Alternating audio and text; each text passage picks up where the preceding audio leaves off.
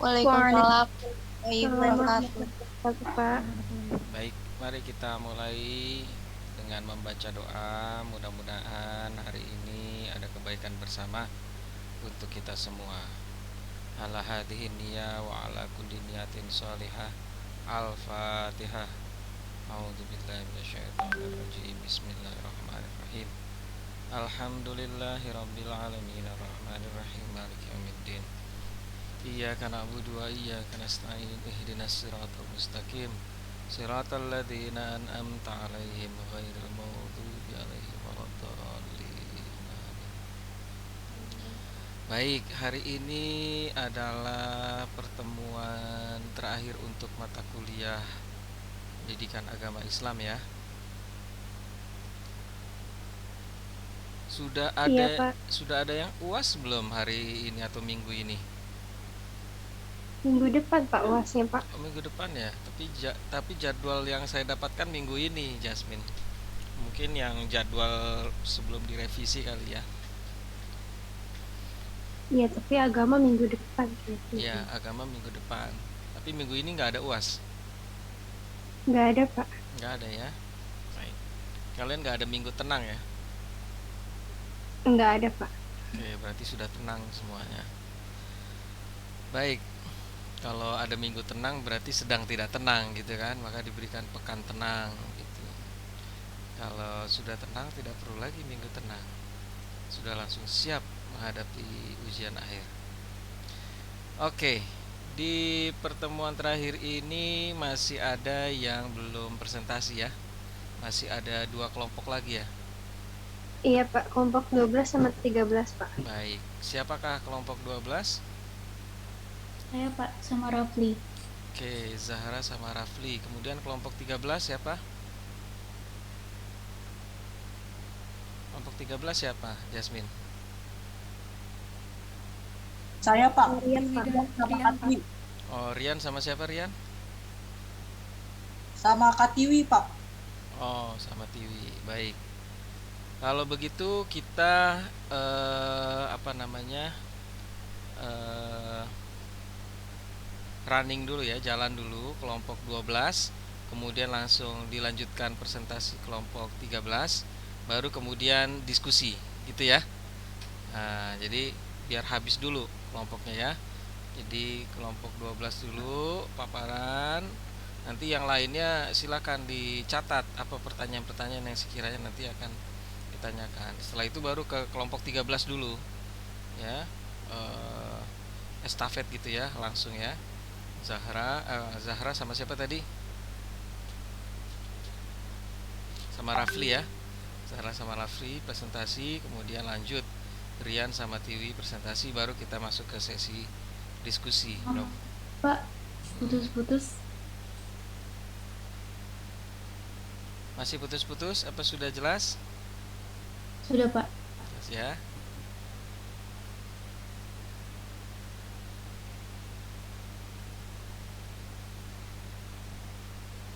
Baik. Jadi seperti itu ya.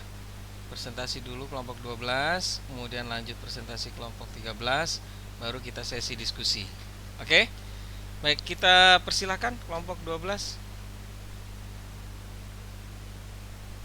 Saya izin share screen ya Pak. Ya.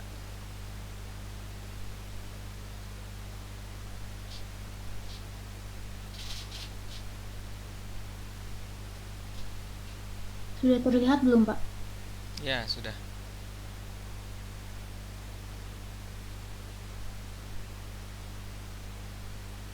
Silakan.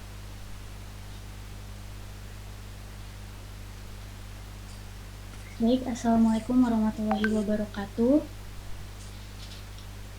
Selamat siang semuanya. Pertama-tama saya ingin mengucapkan terima kasih kepada Bapak Sidik selaku dosen pengampu mata kuliah Pendidikan Agama Islam, serta terima kasih kepada teman-teman semuanya yang sudah hadir pada hari ini. Kami dari kelompok 12 yang beranggotakan Zahra Fahira Carani dan Muhammad Rafli pada hari ini akan menampilkan presentasi tentang rukun iman.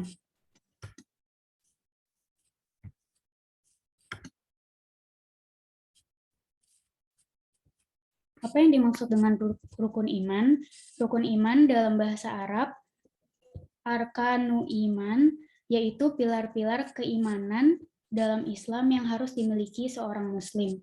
Jumlahnya ada 6. 6 rukun iman ini didasarkan dari ayat-ayat Al-Quran dan hadis yang terdapat dalam kitab Sahih Bukhari dan Sahih Muslim yang diriwayatkan dari Umar bin Khattab. Iman secara bahasa berarti tasdik atau membenarkan. Sedangkan secara istilah syar'i, iman adalah keyakinan dalam hati, perkataan di lisan, amalan dengan anggota badan, bertambah dengan melakukan ketaatan, dan berkurang dengan maksiat. Berikut adalah karakteristik definisi iman. Yang pertama, yaitu keyakinan hati. Yang kedua, perkataan lisan. Yang ketiga, amal perbuatan. Keempat, bisa bertambah. Dan yang kelima, bisa berkurang. Terdapat 6 rukun iman, yaitu iman kepada Allah, iman kepada malaikat, iman kepada kitab, iman kepada Rasul, iman kepada hari akhir, dan iman kepada qada dan qadar. Yang pertama ada iman kepada Allah. Mempercayai Allah beserta seluruh keagungannya dengan cara meyakini dan mengetahui bahwa Allah Subhanahu wa Ta'ala wajib adanya karena zatnya sendiri, atau bisa disebut wajib al-wujud li zati.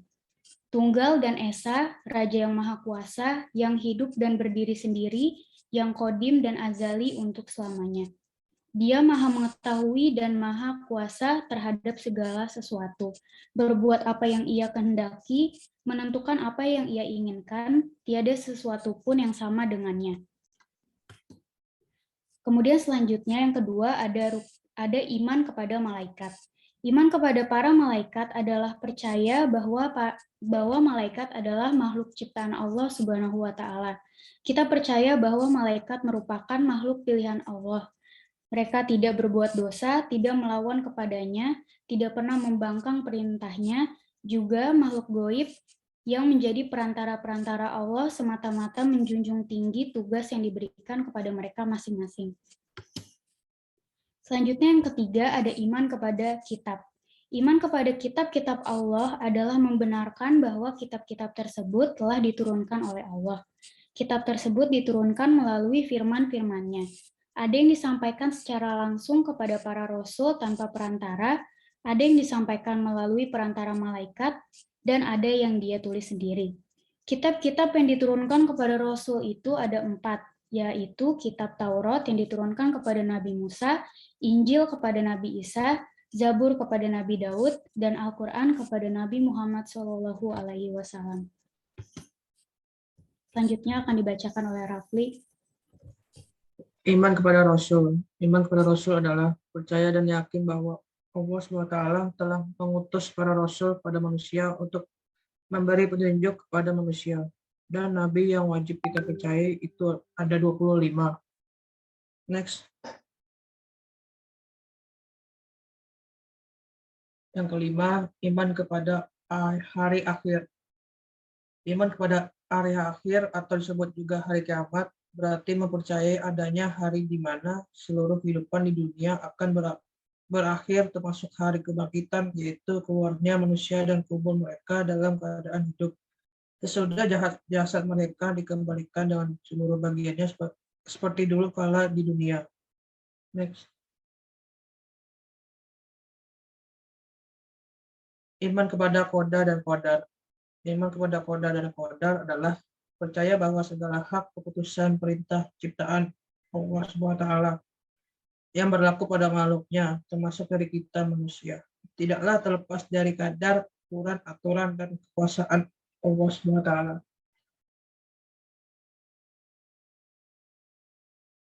Keutamaan dan pahala. Dengan iman manusia akan memperoleh martabat yang tinggi dan tingkatan yang mulia di sisi Allah. Sehingga siapa saja yang beriman kepada Allah dan para Rasul-Nya, maka akan memperoleh pahala yang besar. Allah Ta'ala berfirman dalam Al-Quran di dalam Al-Quran surah Al-Imran ayat 179. Artinya, karena itu berimanlah kepada Allah dan Rasul-Nya. Jika kamu beriman dan bertakwa, maka bagimu pahala yang besar. Di dalam Al-Quran, Allah telah menjanjikan dengan tegas kepada orang-orang yang benar-benar beriman, baik laki-laki maupun perempuan, akan diberikan pahala berupa surga, yaitu suatu tempat di alam akhirat kelak yang penuh dengan segala macam kesenangan, ketenangan, kesejahteraan, dan kenikmatan yang kekal abadi. Next. Ciri-ciri orang dengan iman sempurna. 1. Apabila mendengar sebutan Allah, hati mereka merasa gemetar, takut karenanya. 2. Apabila mendengar bacaan ayat-ayat Allah, bertambahlah iman mereka karenanya. 3. Senantiasa bertawakal, berserah diri kepada Allah. 4. Mendirikan sholat dan berseru kepada orang lain untuk ikut juga melaksanakannya. 5. Menafkahkan rezekinya di jalan Allah. 6. Senantiasa bersabar terhadap apa yang menimpa mereka dan termasuk juga orang yang berjihad di jalan Allah. Sekian, terima kasih.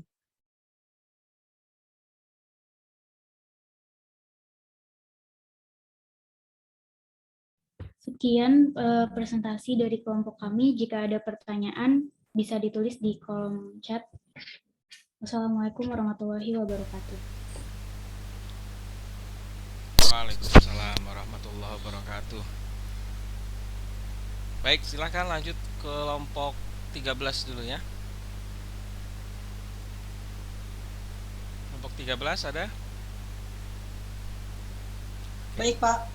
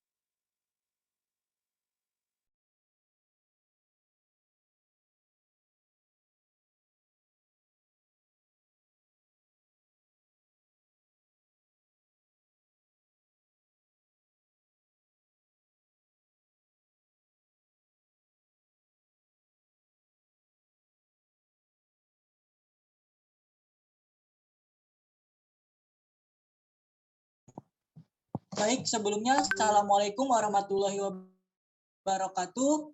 Selamat siang.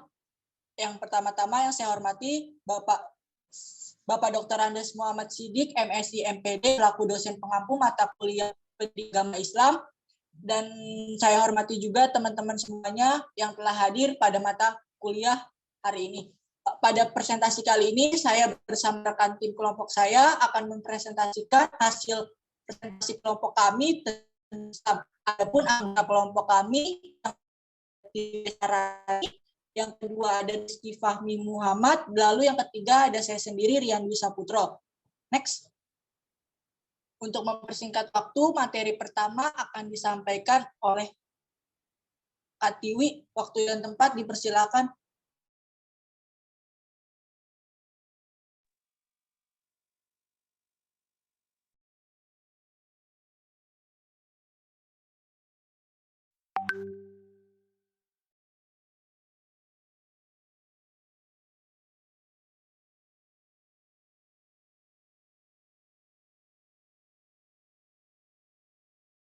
Halo, apakah suara saya sudah terdengar?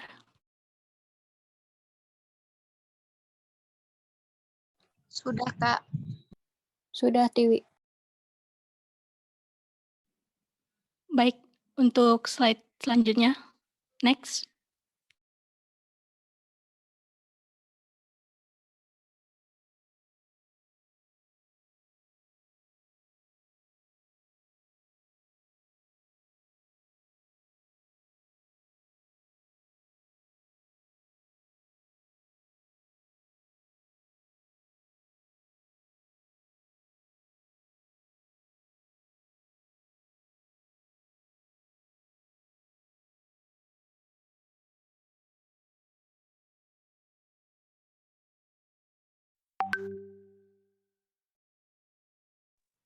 Yang pertama ada pengertian, selama ini ekonomi Islam disebut sebagai ekonomi syariah. Kedua, istilah tersebut merujuk makna yang sama dan hanya berbeda pada pemakaian kata.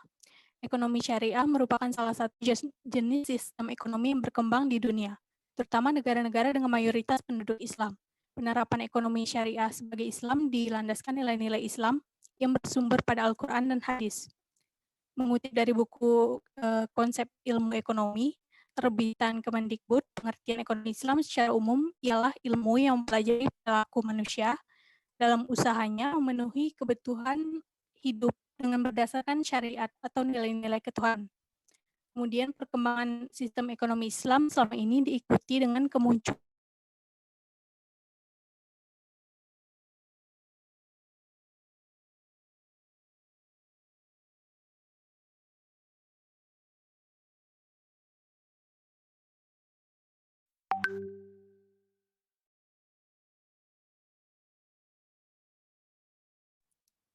mungkin karena saya bermasalah dengan sinyal, tolong Rian untuk menjelaskan. Terima kasih.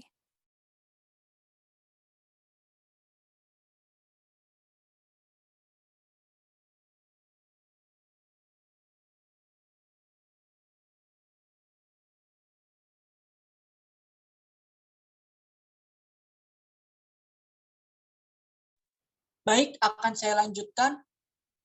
Kak Tiwi sedang lagi ada kendala jaringan. Next, Dewi.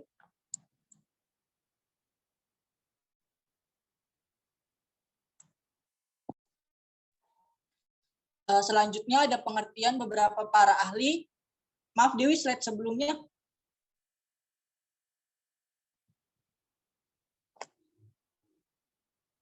Yang pertama, pengertian dari Yusuf Qaradawi, ekonomi Islam atau ekonomi syariah adalah ekonomi pada ketuhanan. Yang kedua, menurut Faisal Rifai dan Ali Bukhari, ekonomi Islam adalah suatu ilmu multidimensial atau interdisiplin, komprehensif, dan saling terintegrasi yang bersumber dari Al-Quran dan Sunnah serta ilmu-ilmu rasional. Next, Dewi.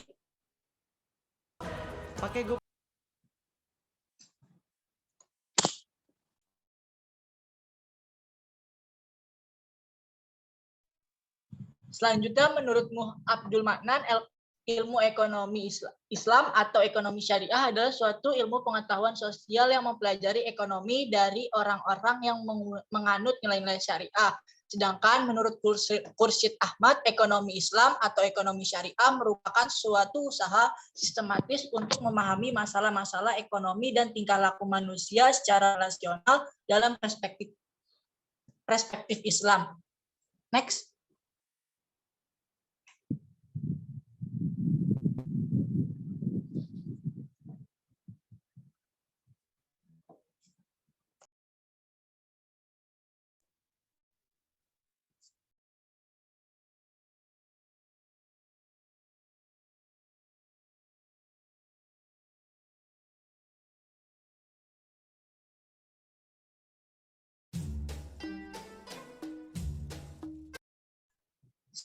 Selanjutnya, menurut Muhammad Nejatullah Al-Siddiqi, ilmu ekonomi syariah merujuk pada aktivitas dalam lingkup perekonomian yang berkaitan dengan produksi, distribusi, keuangan, perindustrian, dan perdagangan terkait barang atau jasa yang bersifat material dan berlandaskan pada syariat Islam.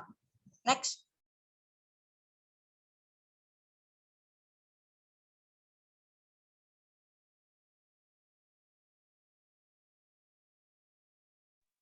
Selanjutnya ada aliran permasalahan ekonomi. Yang pertama mengenai barang dan jasa. Secara konsep mempunyai nilai guna. Selanjutnya dari nilai guna ini menjadi alat pemuas. Dari alat pemuas ini timbul masalah yang jumlahnya terbatas. Dari jumlah yang terbatas ini muncullah ada yang terbatas dan ada yang tidak terbatas. Selanjutnya ada yang cukup tidak terbatas, yaitu ada poin kebutuhan manusia. Dari cukup tidak terbatas, dari cukup tidak cukup ini muncul masalah ekonomi. Yang pertama itu kemiskinan individu, warga negara, dan kemiskinan negara. Kemiskinan individu warga negara itu mengenai distribusi barang dan jasa, sedangkan kemiskinan negara adalah peningkatan GDP dan GNP negara. Next. Selanjutnya ada pondasi ekonomi Islam, yang pertama akidah, yang kedua syariah, yang ketiga akhlak, dan yang keempat ukhuwah. Next. Selanjutnya ada tujuan ekonomi Islam, yaitu tujuan utama dari sistem ekonomi syariah atau ekonomi Islam selaras dengan tujuan dari penerapan syariat hukum agama Islam, yaitu untuk mencapai tatanan yang baik serta terhormat sehingga menciptakan kebahagiaan dalam lingkup dunia dan akhirat. Hal ini menunjukkan bahwa masalah ekonomi juga menjadi perhatian dalam agama Islam. Next. Selanjutnya, menurut Muhammad Abu Zahra, seperti dicatat dalam buku Memahami Ekonomi 2018, terdapat 3 sasaran utama yang menjadi tujuan dari ekonomi syariah. Yang pertama, setiap muslim menjadi sumber kebaikan bagi masyarakat dan lingkungannya, sekaligus dalam bentuk penyucian jiwa. Yang kedua, penegakan keadilan di masyarakat mencakup bidang hukum muamalah. Lalu poin ketiga, dicapainya keselamatan keyakinan agama, jiwa, akal, keluarga, dan keturunan, serta harta benda. Next.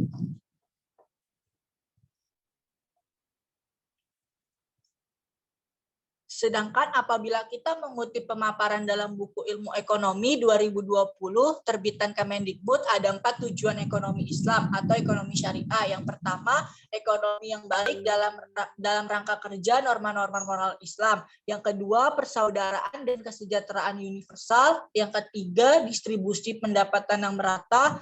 Poin terakhir yang keempat, yang keempat, ada kemerdekaan dari individu dalam konteks kesejahteraan sosial. Next. Prinsip ekonomi Islam. Yang pertama ada larangan masyir, yaitu tidak memperbolehkan adanya perjudian di dalam kehidupan ekonomi. Lalu yang kedua adalah larangan hal haram, yaitu tidak membolehkan adanya barang yang didapat dengan cara yang tidak baik. Yang ketiga adalah larangan ikhtiar, yaitu tidak boleh ada penimbuhan barang yang nantinya merugikan pihak lain dan hanya menguntungkan pihak penimbun.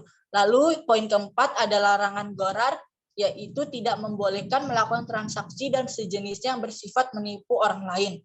Lalu yang kelima ada larangan zolim, yaitu larangan terhadap segala sesuatu yang sifatnya merugikan orang lain.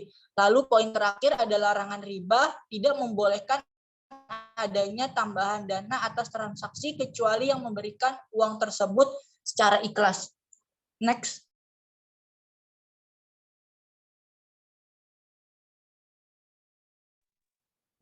Adapun sifat dari ekonomi Islam ada 4. Yang pertama kesatuan atau unity, yang kedua kebebasan atau free will, yang ketiga keseimbangan atau equilibrium atau dan keempat ada tanggung jawab responsibility. Next. Adapun nilai dalam ekonomi Islam, yang pertama kepemilikan, segala sesuatu adalah milik absolut Allah, manusia dipercaya untuk mengelola. Yang kedua ada nilai pertumbuhan yang seimbang, yaitu pengelolaan harta dengan tetap menjaga keseimbangan spiritual dan kelestarian alam. Lalu poin ketiga, nilai berusaha dengan berkeadilan, menghindari terjadinya penumpukan harta dengan menafkahkan sebagian harta. Lalu poin keempat, yaitu bekerja sama dalam kebaikan, yaitu kompetisi tetap didorong namun berdasarkan kerjasama dalam kebaikan. Next.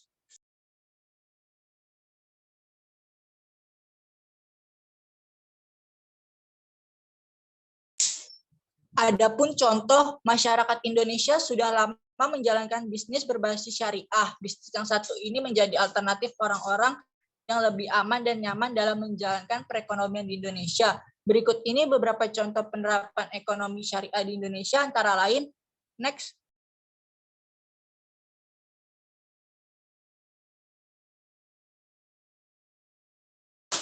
Yang pertama ada asuransi syariah, yaitu produk yang ditawarkan sebenarnya tidak jauh berbeda dengan asuransi lainnya, namun pertanggungan yang dilakukan merupakan hasil kerjasama dengan para anggota lainnya. Selain itu, investasi asuransinya pun dilakukan pada produk syariah. Next.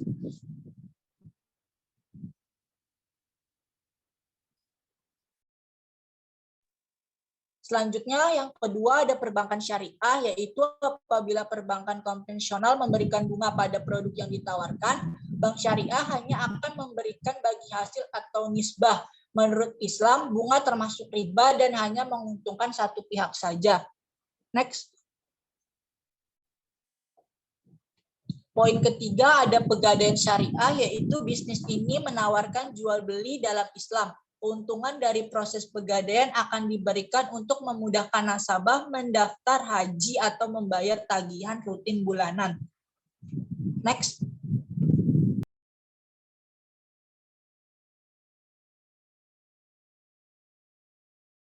Lalu selanjutnya, kafe syariah, yaitu bisnis satu ini banyak dijalankan di Indonesia. Semuanya bahan dan penyajiannya mengedepankan kehalalan dan kebersihan. Dalam Islam, kebersihan merupakan sebagian dari iman.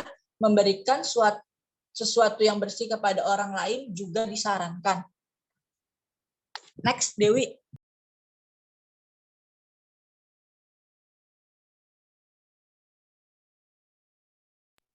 Selanjutnya, toko online busana muslim. Perkembangan fashion juga sudah maju di Indonesia. Bisnis online yang memasarkan produk busana muslim juga sudah semakin banyak. Bukan hanya untuk perempuan, busana muslim pria pun sudah semakin banyak. Selain itu, model busana muslim saat ini dapat digunakan untuk aktivitas sehari-hari. Next, Dewi.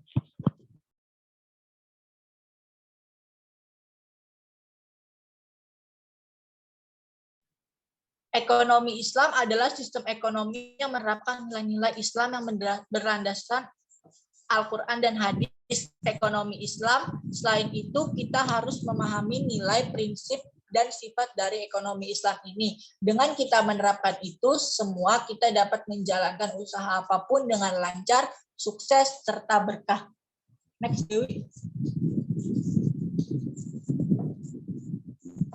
Itu saja presentasi yang dapat saya sampaikan. Kurang lebihnya mohon maaf apabila ada kata-kata yang kurang berkenan di hati. Kurang lebihnya mohon maaf. Wassalamualaikum warahmatullahi wabarakatuh. Selamat siang.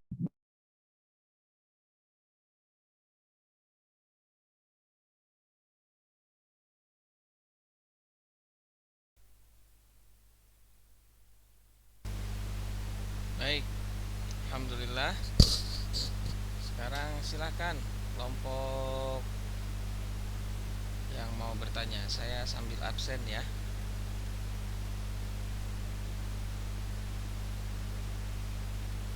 Tia Megaranti ada? Hadir, Pak. Dimas Firmansyah? Dimas? Hadir Pak, hadir.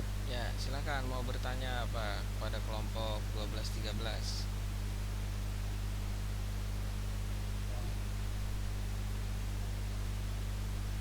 Baik Pak, ini saya ketik di kolom chat Pak. Oke, baik, di kolom chat ya. Rona tidak ada. Ahmad Maruli? Ahmad Maruli? Hadir, Pak. Hadir. Silakan, ada yang mau ditanyakan? Kelompok 12-13. Sudah, Pak. Idafa Mahendra? Hadir, Pak. Rian Dwi Saputro? Hadir, Pak. Arzeti? Hadir, Pak. Muhammad Rafli? Hadir Pak. Rizky Fahmi ini tadi ada anggota kelompoknya siapa? Kelompok 13, Pak, tapi udah keluar, Pak. Namanya masih dicantumkan.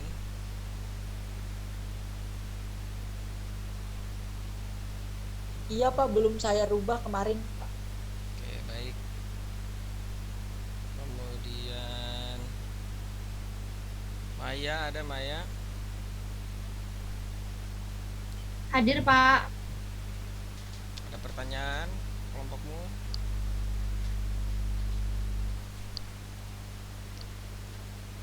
Tiwi? Tiwi sedang ada kendala jaringan, Pak. Feby? Debbie ada? Debbie izin, Pak. Izin kenapa Jasmine? Dia lagi kerja, Pak. Nona, Hadir, Pak. Jasmine, Hadir, Meisha, Pak. Meisha, Hadir, Pak. Delia, Hadir, Pak. Karisma, Hadir, Pak.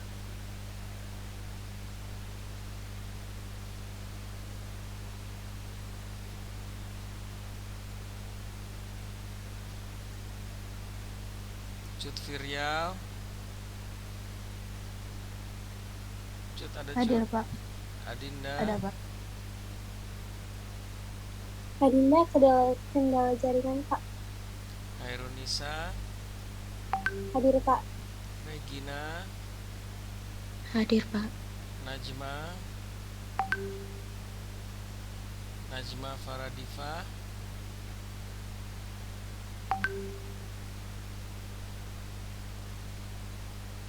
Najma ada Najma,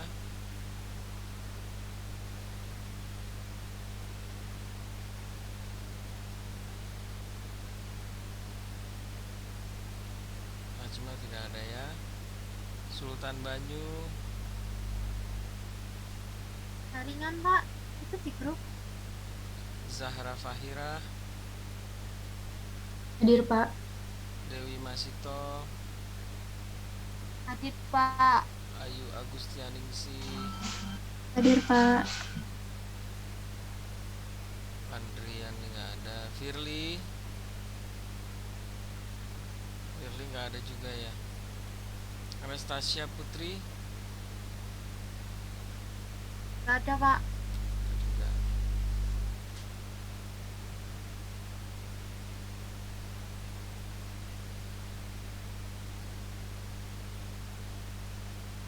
Udah semua ya? Ada yang belum dipanggil? Sudah semua ya? Baik, silakan kelompok 12 dan 13 itu sudah banyak pertanyaan yang masuk.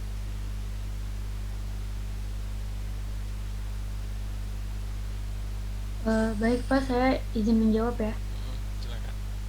Saya ingin menjawab pertanyaan dari kelompok 5.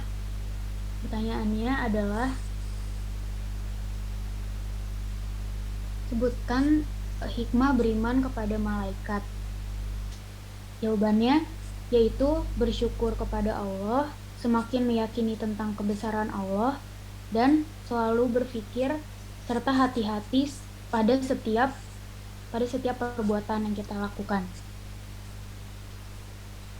Bagaimana kelompok 5? Terima kasih, Zahra. Sama.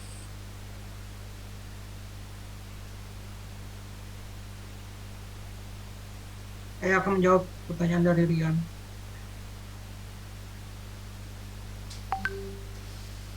Ada berapakah sifat yang jais mungkin bagi Allah? Jawabannya, sifat jais bagi Allah hanya satu, yaitu bebas berbuat dan bebas tidak berbuat. Artinya, Allah tidak wajib dan tidak mustahil membuat sesuatu. Jika Allah menghendaki, maka jadilah sesuatu itu terwujud, dan apabila Allah tidak menghendaki, maka tidak pula akan terwujud. Maka udah jelas, Rian? Baik Rafli, cukup jelas. Terima kasih. Selamat. Saya akan menjawab pertanyaan dari kelompok 9, yaitu beriman kepada Allah Subhanahu wa Ta'ala mencakup keimanan pada Asmaul Husna. Sebutkan 5 contoh perilaku yang mengimani Asmaul Husna dalam kehidupan sehari-hari. Jawabannya adalah, yang pertama, bersikap lemah lembut, sopan dan santun pada orang lain. Perilaku ini sesuai dengan Asmaul Husna. Allah yakni Al-Latif, yang artinya adalah maha lembut, dan Al-Halim, yang artinya adalah maha penyantun. Yang kedua, bermurah hati dan tidak segan memberi bantuan pada sesama apabila mampu. Ini sesuai dengan sifat Allah Subhanahu wa Ta'ala dalam Asmaul Husna, yakni Al-Bar, yang artinya adalah maha baik atau maha atau maha penderma. Yang ketiga, mengasihi semua makhluk di bumi termasuk binatang juga tumbuhan. Ini sesuai dengan Asmaul Husna Ar-Rahman yang artinya adalah maha pengasih. Yang keempat, memaafkan kesalahan yang dilakukan orang lain kepada kita. Ini adalah perilaku yang mencerminkan Asmaul Husna Al-Afu yang artinya adalah maha pemaaf. Yang kelima, bersabar apabila mendapat cobaan dan ujian dari Allah Subhanahu wa Ta'ala. Ini sesuai dengan Asmaul Husna As-Sabur yang artinya adalah maha sabar. Bagaimana kelompok 9? Baik, terima kasih Sarah. Sama-sama.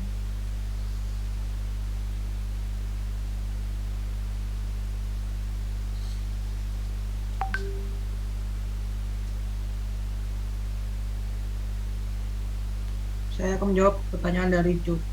Sebutkan sifat mustahil Nabi dan Rasul. Jawabannya kizib, khianat, kitman, dan baladah. Apakah jelas, Cut? Sudah jelas, terima kasih. Oke, susah. Saya akan menjawab pertanyaan dari kelompok 11, yaitu apa ganjaran yang akan diberikan jika kita tidak beriman kepada Allah. Jawabannya adalah yang pertama, kita tentu akan mendapatkan azab di hari kiamat. Yang kedua, tidak akan mendapat petunjuk sehingga termasuk orang yang sesat ketika hidup di dunia. Yang ketiga, memiliki sifat hubudunya yang sangat besar. Yang keempat, menjadi pribadi yang menghalalkan segala cara untuk mendapatkan sesuatu. Bagaimana kelompok 11?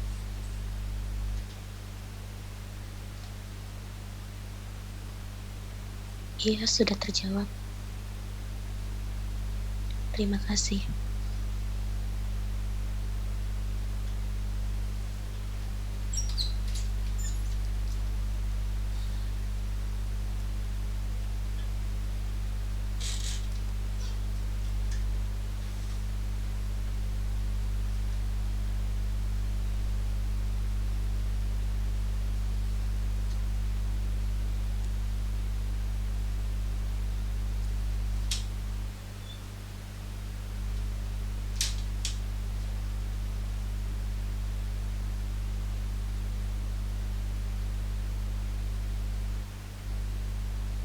Saya akan menjawab pertanyaan dari kelompok 4.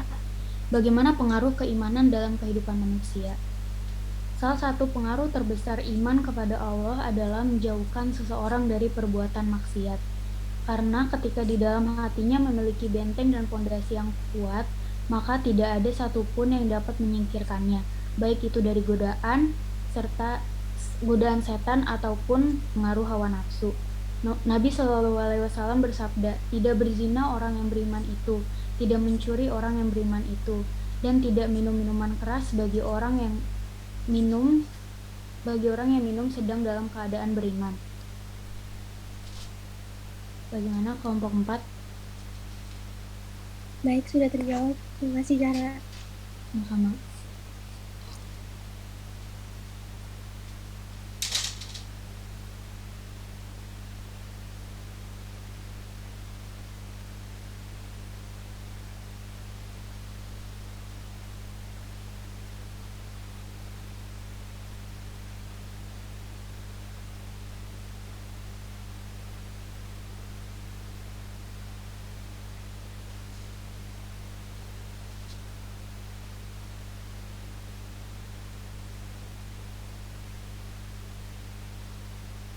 Saya akan menjawab pertanyaan dari Kanona. Mengapa Allah memberikan mukjizat kepada Nabi dan Rasul? Jawabannya, alasan Allah memberikan mukjizat kepada Rasul adalah sebagai bukti bahwa seorang tersebut merupakan Rasul utusan Allah. Salah satu Nabi yang menerima mukjizat adalah Nabi Musa. Mukjizat Nabi Musa salah satunya adalah dalam membelah air laut dengan menggunakan. Apakah cukup jelas, Kanona? Iya, cukup jelas. Terima kasih.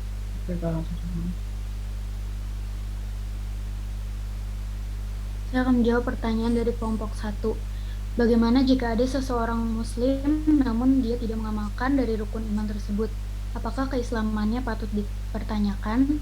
Jawabannya adalah iya, karena rukun iman merupakan pilar atau tiang penyangga di dalam kehidupan Islam seorang muslim. Jadi, jika tiang itu tidak kuat, maka keimanan seseorang akan dipertanyakan serta keislamannya. Bagaimana kelompok 1?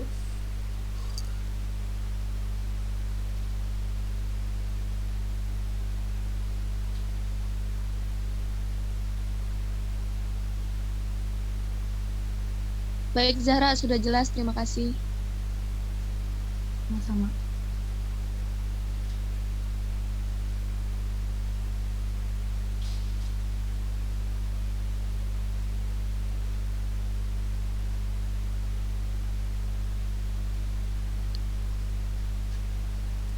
Saya akan menjawab pertanyaan dari kelompok 2. Jelaskan cara untuk beriman kepada kodo dan kodar dalam penerapan kehidupan sehari-hari. Cara beriman kepada kodo dan kodar dalam kehidupan sehari-hari adalah selalu yakin bahwa semua yang terjadi sudah sesuai dengan kodo dan kodar Allah. Selalu giat berusaha dan berdoa kepada Allah dalam segala sesuatu yang dikerjakan. Bersabar pada saat tidak mendapatkan sesuatu hal yang diinginkan, serta selalu berusaha ikhlas ketika kehilangan sesuatu. Bagaimana kelompok 2? Sudah, terima kasih Zahra. Sama.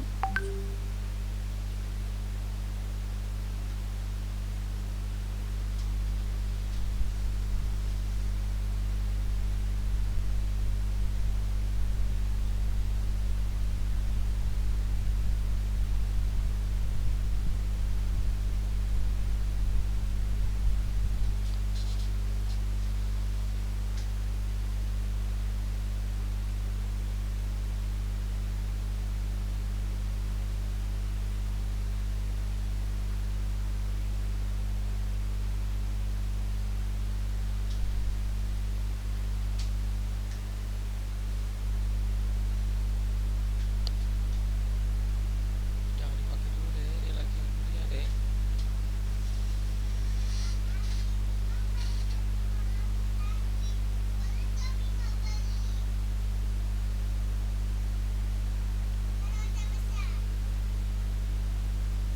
Saya akan menjawab pertanyaan dari kelompok 6, yaitu para nabi dan rasul ada yang menerima kitab, suhuf, dan kitab sekaligus suhuf. Menurut kalian apa pengertian dari suhuf? Suhuf adalah wahyu Allah yang disampaikan kepada para rasul, tetapi tidak wajib disampaikan atau diajarkan kepada manusia. Bagaimana kelompok 6? Ya, sudah menjawab. Terima kasih. Sama-sama.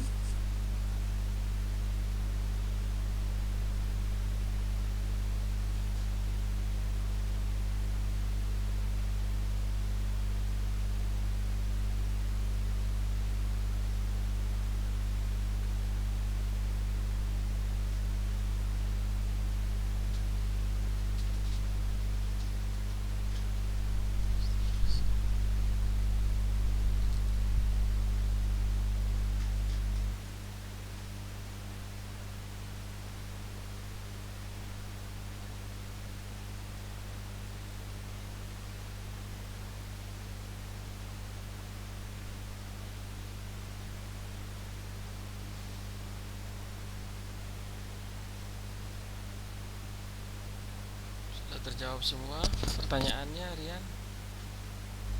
Belum, Pak. Oh, belum ya. Saya akan menjawab pertanyaan dari kelompok 3. Apakah bentuk atau contoh dari kodo dan kodar? Jawabannya adalah contoh dari kodo, yaitu Allah menetapkan matahari terbit pada siang hari serta bulan dan bintang tampak pada malam hari. Contoh lainnya adalah Allah menetapkan kapan laut harus pasang dan surut. Contoh dari kodar yaitu takdir Contoh dari kodar yaitu kenyataan bahwa matahari hanya ada pada siang hari sedangkan bulan dan bintang hanya ada pada malam hari. Kejadian laut pasang surut. kematian setiap makhluk, kelahiran bayi berjenis kelamin laki-laki atau perempuan, kejadian seseorang terlahir di dunia ini. Bagaimana kelompok 3? Baik, jelas. Terima kasih. Sama.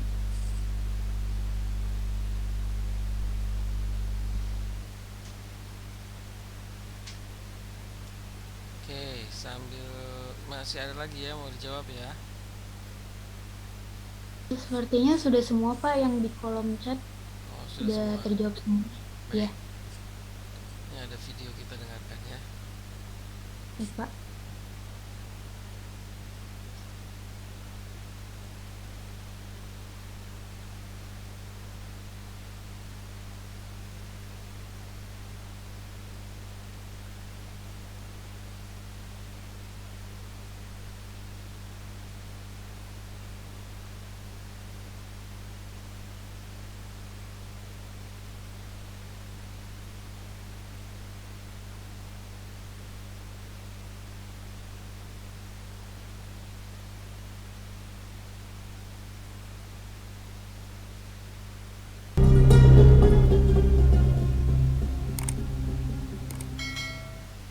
Pertama, Islam. Apa itu Islam? Islam secara bahasa setidaknya punya 3 arti. 1, tunduk, patuh. Tunduk, patuh. Aslama yuslimu islaman, sifat yang tunduk, patuh. Islam, kenapa disebut Islam? Orang yang disebut Muslim karena seseorang kalau sudah masuk Islam maka dia berikrar untuk patuh dan tunduk pada ketentuan Allah Subhanahu wa taala. Jadi kalau Anda sudah mengatakan saya Islam, saya Muslim tapi tidak patuh pada ketentuan Allah, maka ada yang salah dalam keislamannya. Ada yang tidak tepat. Karena itu nanti kita akan lihat ketika Allah menyebutkan tentang Islam, Nabi menafsirkan Islam, maka di situ akan berbentuk ujian-ujian kepatuhan kita kepada Allah Subhanahu wa taala. Nanti kita akan lihat. Jadi kalau Anda mengatakan Islam, nanti akan diuji oleh Allah, diterangkan oleh Nabi ujiannya. Ini Islam itu begini, begini, begini, begini. Kalau Anda tidak mau mengerjakannya, maka belum sempurna keislamannya. Baik. 2. Islam bisa diartikan sesuatu yang menghadirkan kedamaian, tenang, nyaman. Jadi kalau Anda sudah berislam sampai dengan hari ini, tapi mohon maaf, belum mendapatkan ketentraman, kedamaian, ketenangan, belum sempurna dalam keislaman kita. Nanti ada kaitan dengan yang pertama. Kalau Anda bisa patuh kepada Allah, mengerjakan semua tuntunannya, maka akan melahirkan bagian kedua, tenang, damai, tentram. Tenang dalam kegelisahan dunia, damai dalam urusan dunia, dan bahagia dalam urusan akhirat. Nanti kita akan lihat. Jadi kalau Anda belum bisa mendapatkan ketenangan, kedamaian, kenyamanan, mungkin kepatuhan kita kepada Allah itu yang kurang. Bukan Anda kurang hebat sehingga belum mencapai apa yang Anda harapkan dalam urusan dunia. Anda tingkat pendidikan sudah tinggi, kemampuan hebat, tapi kenapa nggak dapat? Mungkin bukan karena kurang hebat, Anda kurang patuh dengan Allah. Yang punya rezeki kan Allah, yang punya kemudahan Allah, yang punya kenyamanan Allah, yang punya ketenangan Allah. Barangkali Anda kurang dekat dengan Allah, bukan karena Anda kurang hebat. Yang lain bisa, Anda tidak, padahal sekolah di tempat yang sama, makan juga makannya sama, nasi pakai rendang yang sama, semua sama. Kenapa nggak Anda bisa raih? Nanti kita akan lihat. 2, 3. Islam, tunduk, patuh. Kedua, tenang, damai. Yang ketiga, Islam juga bisa terambil, nanti kita akan lihat dari kata salam. Kebahagiaan tertinggi yang diraih. Kebahagiaan tertinggi yang diraih. Saya tulis pakai bahasa Arabnya supaya mudah kita untuk memahami. Iman itu gini, tulisannya iman, yakin tanpa ragu. Saya ulang ya, yakin tanpa ragu. Jadi kalau berislam itu dasarnya iman, artinya mesti yakin, jangan ragu. Kalau Allah katakan menurut Allah misalnya lakukan saja. Kalaupun belum paham, ikuti dulu, nanti belakangan akan turun. Kenapa warisan 2:1? Sudah tidak 1:1. Yakin dulu, ikuti, nanti kamu akan paham belakangan kenapa harus 2:1. Oh ternyata begini. Kalau belum mengerti, kerjakan dulu, nanti belakangan kita akan paham. Oh maksudnya seperti ini. Yakin, beragama tuh nggak bisa kalau nggak yakin. Kalau dasar kita hanya sebatas pengetahuan, mohon maaf, maka kekuatan keyakinan kita akan berkurang. Ini spidol kelihatan. Kenapa? Karena saya lihat, saya katakan spidol itu ilmu namanya. Tapi kalau nggak nampak kita yakin, ini spidol, nggak nampak kita yakin, itu iman namanya. Allah tak nampak dalam batasan mata kita sekarang, tapi kita yakin ada, saya yakin itu iman namanya. Karena itu kalimat iman pertama ketika disebutkan dalam Al-Quran pada sesuatu yang tak nampak. Alladzina yu'minuna bil ghaib. Yakin pada Allah walaupun belum tampak dalam pandangan kita. Jelas di sini? Baik. Ihsan. Apa itu ihsan? Ihsan itu singkatnya kebaikan yang dikerjakan karena Allah Subhanahu wa taala. Konsepnya ada di hadis Muslim. Hadis riwayat Muslim. Nomor hadis yang ke-8.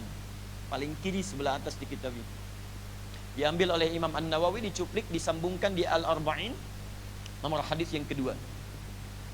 Ketika ditanya tentang ihsan, lihat kalimatnya. An ta'budallaha ka'annaka tarahu fa illam takun tarahu fa innahu yara. Engkau menjadikan aktivitas yang baik itu sebagai ibadah, bukan cuma baik, tapi ada nilai ibadahnya. Saya beri contoh begini misal, mohon maaf. Ini ada minuman A dengan B. Si A menghidangkan minuman, B menghidangkan minuman.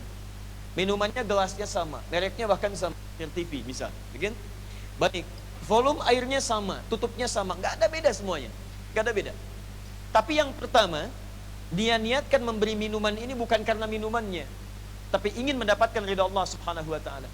Dia niatkan sebagai ibadah, bukan sekedar menghilangkan haus. Bagaimana caranya saya berikan Allah ridha dengan pemberian ini? Yang B beda, dia berniat untuk menghilangkan hausnya. Perhatikan, yang A dengan B ketika memberikan minuman, fungsi minuman menghilangkan haus. Jadi kalau diberikan sama-sama haus hilang. Tapi perbedaannya, yang A ketika meniatkan karena Allah, ada nilai di sisi Allah Subhanahu wa taala. Jadi begitu diberikan karena Allah, tuliskan pahalanya minimal 10 kebaikan. Itu yang dimaksud dengan ihsan. Contoh paling gampang begini. Anda kalau kedatangan tamu bikin makanan enggak? Nyiapkan minuman. Kenapa? Karena tamu datang. Nah, kalau Anda menyiapkan makanan minuman karena tamunya datang, itu perbuatan Anda belum ihsan namanya. Karena jangankan Anda yang tidak beriman pun bisa melakukan itu. Orang Islam ketika menghidangkan makanan dan minuman bukan karena tamunya datang, karena Allah memerintahkannya. Perhatikan ketika Nabi mengatakan, "Man kana yu'minu billahi wal yawmil akhir falyukrim dhaifah." Siapa yang merasa beriman pada Allah dan hari akhir, muliakan tamunya. Di saat kita memuliakan tamu, bukan tamunya mau datang, tapi karena Allah perintahkan untuk itu. Karena itu nanti hasilnya akan beda. Orang yang mengerjakan sesuatu karena Allah, biasanya dia tidak akan lepas dari kebaikan-kebaikan, termasuk tidak larut dalam kekecewaan ketika hasil dunia tidak didapatkan. Tamu nggak datang, ya saya sudah bikin makanan kok kamu nggak datang. Tapi ketika Anda kerjakan karena Allah, saya nggak datang akhi, baik, alhamdulillah. Kok alhamdulillah hari ini saya dapat jatah makanan lebih daripada biasanya. Nah, itu perbuatannya disebut dengan ihsan.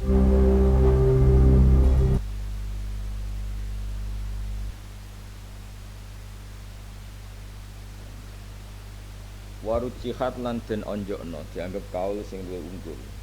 Apa ziyadatul imani, apa tambah iman. Jadi menurut pendapat sing lebih unggul bahwa iman saged napa tambah. Warut jihad lan den unggulno apa ziyadatul imani, apa tambah iman. Bima sebab perkara tazidu kang dadi tambah foto atau insani apa taate manusa. Misalnya kalau kue poso berarti kue iman wajibe poso, kue sholat berarti iman wajibe sholat. Nah, semakin taat kita tambah berarti dianggap imane napa tambah. Wanak suhu tai kurangi iman itu ya binaksiha kelawan sebab kurangi taat. Wanak suhu tai kurangi iman ya binaksiha itu kelawan kurangi taat. Wakilalan den dawuhna la ora mesti ora kok iman niku tambah biziyadati taat ya ora iman iku kurang binaqsid taat. Bahwa bicara berpikir kau iki iman mujarradut tasdik napa? Misalnya kok ngeten, orang yang berpikir yakin adanya Allah Subhanahu wa taala dengan pikiran sing tasdikon jaziman, dene mantep tenan nek Allah ku ana. Mergo ora ana alam iki wujud kemudian bila mujidin kelawan dat sing ora mujudno. Iku wonge salat ra salat iku mestine ora ana perbedaan. Mergo iku urusan tasdek napa? Urusan tasdek. Kaya kowe iman nak siji tambah siji ku loro. Cek kowe ra duwe barang sing mbok praktekno lah, iku tetep darane siji tambah siji ku loro. Ora usah ngenteni misale pulpen siji dijejer tambah siji berarti dadi loro, ora usah ngono. Tetep ke mantem nak siji tambah siji loro. Tapi misalnya ada orang di pulpen siji dijejer siji terus ketok loro, itu mestine luweh mantep. Mergo ana kesaksian akal, ana kesaksian ayanan apa? Ana kesaksian akal, ana kesaksian iya. Jadi kaya wong saiki taat poso, berarti yakin nek Allah merintahno poso. Cara kula nggih pendapat ini hakikate gak khilaf mergo ning bab tauhid biwujudillah nggih, ning bab tauhid biwujudillah iku wong taat yo ora iku padha. Ning bab tauhid wujudillah. Tapi ning bab tauhid Allah merintahno poso, merintahno zakat iku tetep sing taat imane luwih tambah. Mergo iman nak iku diperintahno Allah Subhanahu wa taala. Paham ya? Tapi ning wujudillah napa? Niku hampir sama. Malah iku karena itu urusane logika napa? Urusane napa? Logika. Mulane dawuh Mbak Mun kula waca sare waqila la khulfa bainal qaulaini haqiqatan. Nggih, waqila la khulfa bainal qaulaini haqiqatan wa innamal khilaf la diun faqat. Wa ziyada wa nuqsan bin nadhar ila ma fi kamalu wa wal amal wa adamu ziyada wa nuqsan bin nadhar ilal asli wa wa at-tasdiq nawa al-batin nawa at-tasdiq al-batin. Jadi kalau baleni malih sampean itu ndak punya pulpen 2 tapi tetap darani kalau 2 itu lebih banyak ketimbang 1. Tapi tetap beda misalnya kowe praktekno tenan di pulpen siji terus mbok tambahi siji wujude 2 ini luweh mantepno ning keyakinan nak 1 tambah 1 2. Jadi nak kowe iman iku musyahadah berarti di double tasdik bil qalbi atau bil hujjah, paham nggih? Ambek tasdik bil iya napa? Tasdik bil iya. Lah dari segi itu iman itu enggak tambah, sing tambah itu kamalnya apa? Kamalnya karena sebelum kamu melihat 1 tambah 1 2 wis yakin nak 1 tambah 1 2. Terus sekarang tambah mantep mergo ana iyanan apa? Lah mantep iki jenenge ziyadatul kamal napa? Ziyadatul kamal. Tapi nak sekedar iman 6 ya iman nak 1 ditambah 1 2. Jadi mulane darani khilaf iku lafzi napa? Khilaf iku lafzi. Wa qila lan tidakno laful fa ora ana khilaf iku maujud. Mergo nak delok mujarradut tasdik iku imanu la yazidu wala yangkus napa? Mujarradut tasdik napa? Mujarradut tasdik. Jadi kok ngene lho. Kowe saiki yakin ana wujude Pak Jokowi. Meskipun kira tahu ketemu ya wis yakin nak Pak Jokowi iku wong sing wujud. Tapi tentu nak wis ketemu iku nambahi yakin. Tapi nambahi sing ora nambahi aslu tasdik napa? Lebih nyaman saja, Pak. Jebule ana tenan. Mas Oger tau ketemu ya yakin ana. Allah nggih ngoten. Atas nama hujjah baligha, atas nama logika sing permanen, kowe yakin nak annalihadzal alam mujidan atau mukhtisan. Jadi kok Allah Subhanahu wa taala. Engko nek kowe ning swarga wis ketemu tentu nambahi servis, nambahi ziyadah, nambahi yakin. Tapi umpama ora ketemu lah ya tetep yakin. Nah, itu jadi min haitsu innal iman tasdikun iku ora iso tambah, ora iso kurang, paham ya? Tapi min haitsu kamalun utawa qiyanan niku tambah. Mulane wa qila la khulfa napa? Wa qila la khulfa. Wis enggak usah diperdebatkan apakah iman tambah apa ndak. Kada kaya mengkene kot nukila teman-teman dinukil apa enggak. Wa alif lil itlaq boten alif tasniyah tapi napa lil itlaq.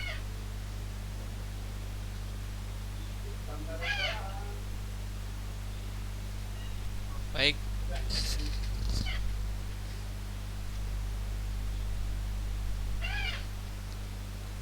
Ya. Semua pertanyaan sudah terjawab ya. Ada lagi yang mau ditanyakan? Kelompok 7 belum, Pak. Oh, kelompok 7 belum belum. bertanya. Kelompok 7 belum. Silakan kelompok 7.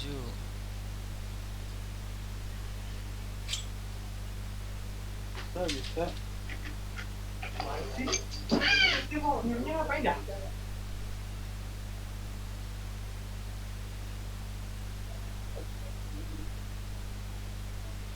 Kelompok 7 nggak ada ya. Sudah nggak apa-apa. Baik. Ada yang mau memberi tanggapan atau mau bertanya lebih lanjut? Atau ada yang kurang jelas? Silakan. Atau sudah cukup?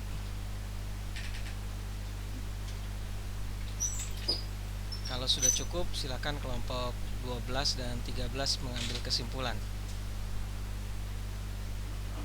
Untuk kelompok 13 belum jawab pertanyaan, Pak. Oh, kelompok 13 belum jawab pertanyaan. Silakan kelompok 13 memberi tanggapan atau menjawab pertanyaan-pertanyaannya. Baik, terima kasih. Kami akan mencoba menjawab pertanyaan dari kelompok 3 yang menanyakan kepada kelompok 13 bagaimana jika seseorang melakukan kegiatan ekonomi tetapi tidak sesuai dengan ajaran Islam. Tadi kan sempat dikatakan bahwa ada 4 sifat ekonomi Islam, yaitu kesatuan, keseimbangan, kebebasan, dan tanggung jawab. Nah, apabila ekonomi Islam tidak sesuai dengan ajaran Islam dan tidak memiliki sifat-sifat tersebut, maka nantinya tujuan ekonomi yang dijalankan akan berbeda dengan tujuan ekonomi Islam yang seharusnya. Seperti misalkan tujuan ekonomi Islam yaitu untuk mendapat ridho dari Allah Subhanahu wa taala. Maka ketika dia tidak menjalankan sesuai ajaran Islam, kegiatan ekonomi yang dia lakukan tidak diridhoi oleh Allah. Apalagi kalau misalkan sampai melakukan sesuatu yang justru dilarang seperti berbuat curang, maka dia akan mendapatkan dosa dan bukannya ridho. Dan juga ketika dia melakukan curang, nanti uang yang ia dapatkan akan termasuk sebagai uang haram karena tidak didapatkan dengan cara yang baik dan sesuai dengan ajaran Islam. Bagaimana untuk kelompok 3, Delia? Apakah sudah jelas? Jelas, Tiwi. Terima kasih. Ya, sama-sama. Selanjutnya, saya akan mencoba menjawab dari kelompok 1. Menurut kalian, seberapa penting ekonomi Islam untuk dipelajari? Jadi, ekonomi Islam penting untuk dipelajari, terutama bagi kita sebagai mahasiswa, agar nantinya kelak saat kita terjun ke dalam dunia pekerjaan, kita bisa turut membangun kemajuan, terutama kemajuan ekonomi Islam. Seperti misalkan nanti saat setelah lulus kuliah, kemudian kita bekerja di bank, ataupun misalkan kita membuka usaha sendiri, tentu kan kita jika sudah belajar ekonomi Islam, kita bisa menghindari sesuatu yang harusnya dilarang. Dan juga kita bisa menghindari sesuatu yang bisa menyebabkan kerugian baik untuk diri sendiri ataupun orang lain. Apakah sudah menjawab untuk kelompok 1, Feby dan RZ?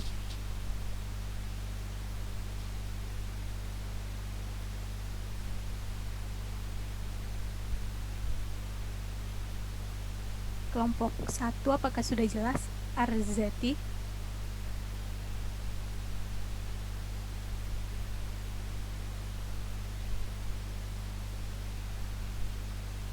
Ya, lanjut saja. Baik, selanjutnya kami akan mencoba menjawab pertanyaan dari kelompok 2. Bagaimana kegiatan ekonomi yang sesuai dengan ajaran Islam?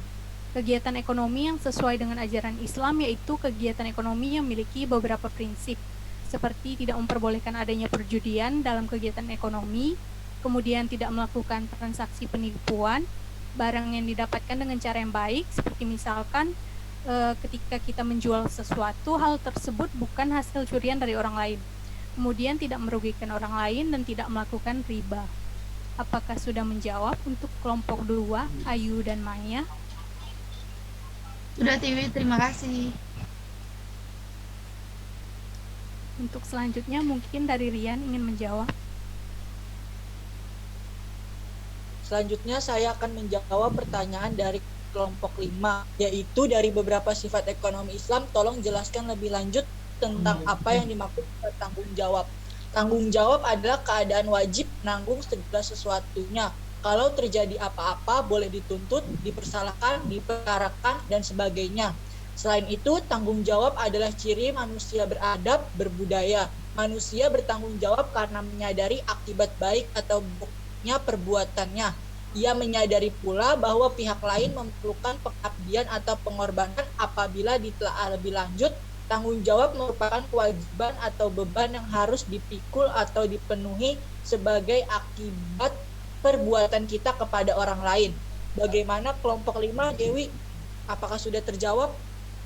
Jawab Rian, terima kasih.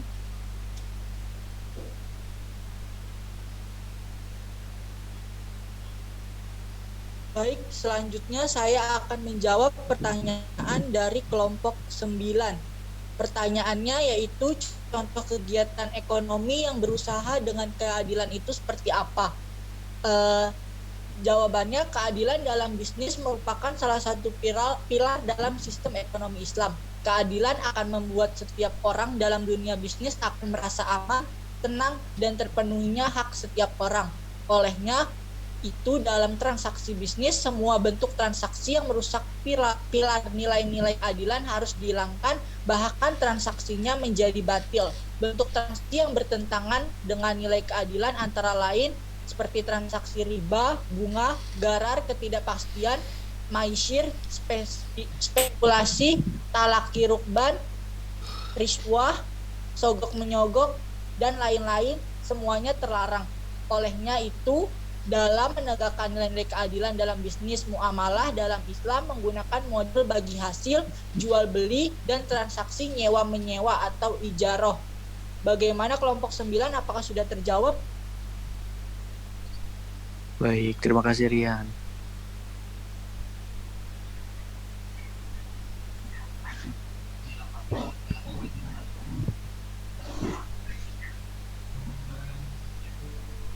Selanjutnya saya akan menjawab pertanyaan dari kelompok 10, yaitu pertanyaannya, apa yang dimaksud dengan prinsip ekonomi Islam yang dilarang untuk berbuat zolim? Zolim adalah berbuat tidak adil atau menempatkan sesuatu bukan pada tempatnya yang semestinya. Begitu juga dalam melakukan transaksi jual beli properti, rumah, kafling, atau ruko diharamkan berbuat zolim karena merupakan dosa yang cukup besar.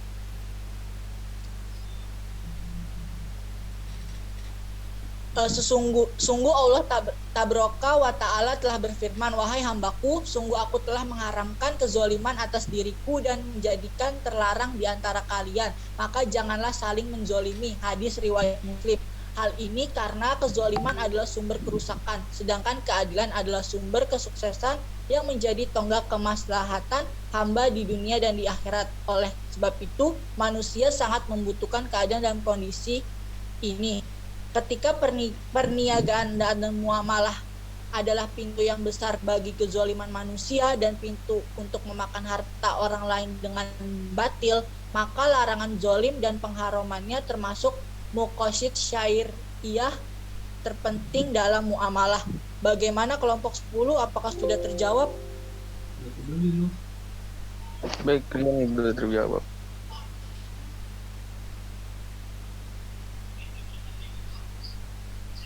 Selanjutnya saya akan menjawab pertanyaan dari kelompok 12. Pertanyaannya, bagaimana pendapat kalian tentang misalkan suatu perusahaan yang menunda gaji karyawannya?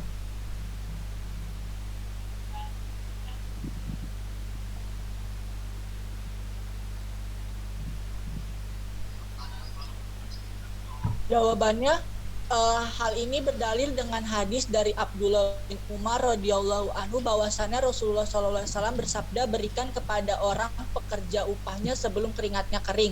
Hadis riwayat Ibnu Majah. Hadis ini berupa perintah yang wajib ditunaikan para majikan. Haram hukumnya menangguhkan gaji pekerja tanpa alasan yang syar'i. Imam Al-Muntawi mengatakan seorang majikan yang menunda pemberian gaji berarti ia sudah melakukan kezoliman kepada pekerjanya. Diharamkan menunda pemberian gaji padahal ia mampu menunaikan tepat waktu. Bagaimana kelompok 12, apakah terjawab? Sudah terjawab, terima kasih.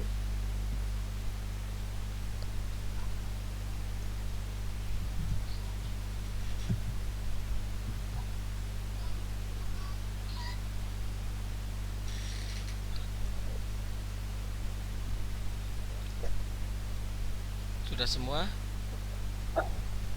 Rian? Belum, Pak. TV, oh masih ada ya. Baik, selanjutnya saya akan mencoba menjawab pertanyaan dari kelompok 6. Jelaskan maksud dari nilai ekonomi Islam, yaitu pertumbuhan yang seimbang. Jadi nilai ekonomi Islam pertumbuhan yang seimbang maksudnya adalah kegiatan ekonomi serta pengelolaan harta dengan tetap menjaga keseimbangan spiritual dan kelestarian alam.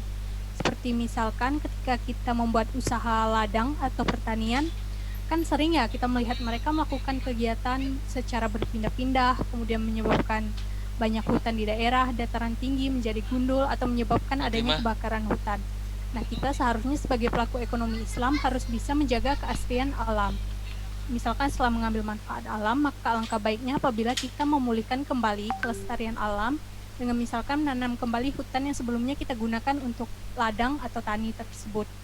Kemudian selain itu ada keseimbangan spiritual. Di sini dimaksudkan ketika kita melakukan kegiatan usaha, maka kita harus tetap menjalankan kewajiban kita sebagai umat muslim, seperti sholat 5 waktu. Jadi ketika kita melakukan usaha, jangan sampai kita menunda sholat hanya karena misalkan kita sibuk seperti itu. Untuk kelompok 6, Mesya, apakah sudah menjawab? Sudah menjawab, Tiwi. Terima kasih banyak. Selanjutnya ya, saya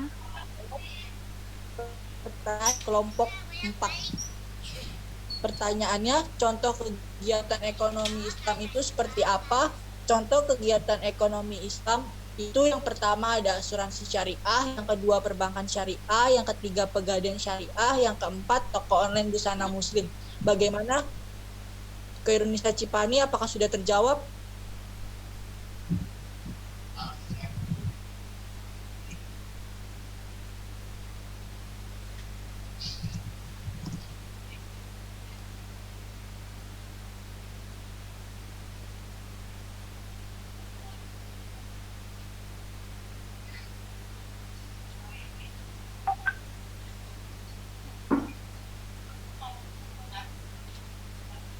Baik, selanjutnya kami akan mencoba menjawab pertanyaan dari kelompok 8.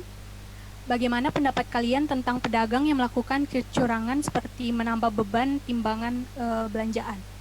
Menurut pendapat kami tentang pedagang yang melakukan kecurangan, tentu merupakan tindakan yang sangat salah ya. Karena dalam ekonomi Islam, salah satu prinsip ekonomi Islam itu sendiri adalah melarang serta tidak memperbolehkan melakukan transaksi dan sejenisnya yang bersifat menipu orang lain.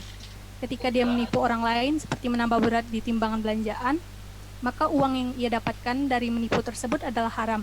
Kemudian ia juga bisa dikatakan sebagai pelaku ekonomi Islam yang lalai dan tidak bisa menjalankan kegiatan ekonomi sesuai dengan ajaran Islam. Bagaimana untuk kelompok 8, Jasmine dan Nona, apakah sudah menjawab? Iya, sudah menjawab. Terima kasih, Tiwi. Sama-sama. Selanjutnya saya akan menjawab pertanyaan dari kelompok 11, yaitu bagaimana jika struktur di pasar keuangan syariah yang telah saudara paparkan tersebut diterapkan di negara Indonesia? Tarik saya.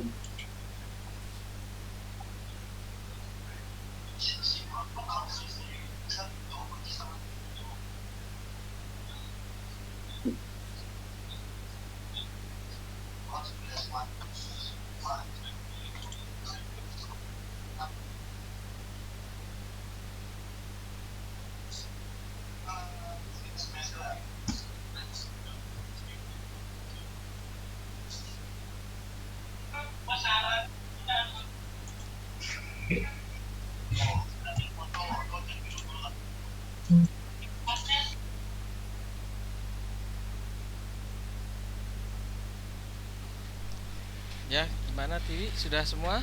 Ada lagi? Sudah, Pak. Sudah ya? Karena kelompok 7 tidak ada. Baik. Maaf Pak, mau jawab kelompok 11 tadi. Oh, belum. 11. Ya. Silakan. Maaf, kelompok 11 tadi bagaimana jika struktur di pasar keuangan syariah yang telah saudara paparkan tersebut diterapkan di negara Indonesia? Menurut pendapat saya pribadi, apabila struktur di pasar keuangan syariah diterapkan di negara Indonesia itu sangat bagus. Karena kenapa? Karena hal ini dapat memenuhi nilai-nilai prinsip ekonomi Islam sehingga menghindari terjadinya riba atau kecurangan lainnya. Bagaimana kelompok 11? Apakah cukup jelas? Sangat jelas, terima kasih jawabannya. Sudah terjawab sekali.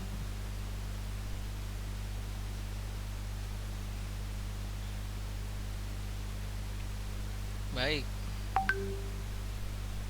Sekarang silakan kelompok 12 dulu memberikan kesimpulan.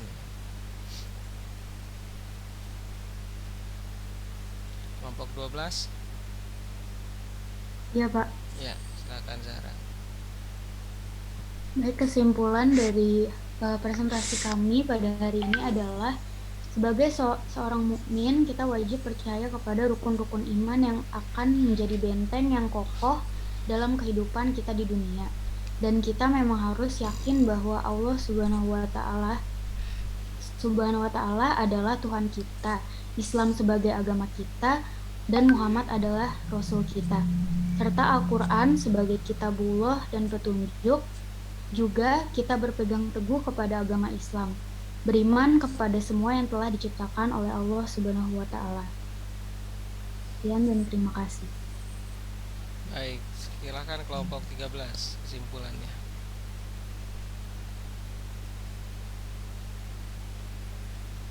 Tiwi atau Rian? Baik, untuk kesimpulan dari kelompok 13, ekonomi Islam adalah sistem ekonomi yang menerapkan nilai-nilai Islam yang berlandaskan pada Al-Quran dan hadis. Ekonomi Islam, kemudian selain itu kita harus memahami nilai dan prinsip serta sifat dari ekonomi Islam. Dengan begitu kita bisa menjalankan usaha apapun secara lancar, sukses, serta berkah. Kemudian juga tujuan dari ekonomi Islam yaitu untuk mencapai tatanan yang baik serta terhormat sehingga menciptakan kebahagiaan dalam lingkup dunia dan akhirat. Demikian presentasi dari kelompok kami. Assalamualaikum warahmatullahi wabarakatuh. Waalaikumsalam warahmatullahi wabarakatuh. Waalaikumsalam warahmatullahi wabarakatuh. Baik, alhamdulillah ini adalah pertemuan terakhir kita di mata kuliah pendidikan agama. Mungkin hanya kulit-kulitnya saja yang kalian dapatkan, karena memang setiap bagian-bagian itu kalau mau didalami itu kajiannya bisa panjang. Namun mudah-mudahan yang sudah kita bahas, diskusikan dari mulai tema-tema di kelompok 1 sampai kelompok 13 ini menjadi pemantik untuk kita bisa meneruskan mempelajari agama Islam di luar mata kuliah ini, sehingga kita betul-betul bisa menerapkannya dan mengaplikasikan nilai-nilai tersebut dalam kehidupan kita sehari-hari. Mengenai ujian akhir semester akan dilaksanakan pekan depan ya, kalau tidak salah ya, Jumat depan ya. Iya, Pak. Kalau tidak Jumat depan, ya Jumat depannya lagi ya. Kalau Jumat depan misalnya bahasa Indonesia, mungkin pekan depannya lagi baru agama. Nanti dicek saja kembali di jadwal yang sudah diberikan. Saya menyampaikan permohonan maaf apabila selama 1 semester ini ada hal-hal yang kurang, dan begitu pula apabila ada hal-hal yang kurang berkenan dari kalian, insya Allah sudah saya maafkan juga. Mari kita akhiri pertemuan pada hari ini. Tapi sebelum diakhiri, ada yang mau menanyakan sesuatu tentang apa saja, silakan. Ada? Tidak ada? Cukup? Tidak ada, Pak. Tidak ada, Pak. Cukup. Cukup. Baik, mari kita akhiri dengan membaca Subhanakallahumma wa bihamdika asyhadu an la ilaha illa anta astaghfiruka wa atubu ilaik. Sampai bertemu kembali di kesempatan yang lain. Semoga sukses sampai akhir perkuliahan, sampai akhir masa studi, dan bisa menyelesaikan perkuliahan dengan nilai yang paling baik. Terima kasih. Assalamualaikum warahmatullahi wabarakatuh dan selamat sore semuanya. Waalaikumsalam warahmatullahi wabarakatuh. Terima kasih banyak, Pak. Sampai jumpa lagi, Pak. Makasih, Pak.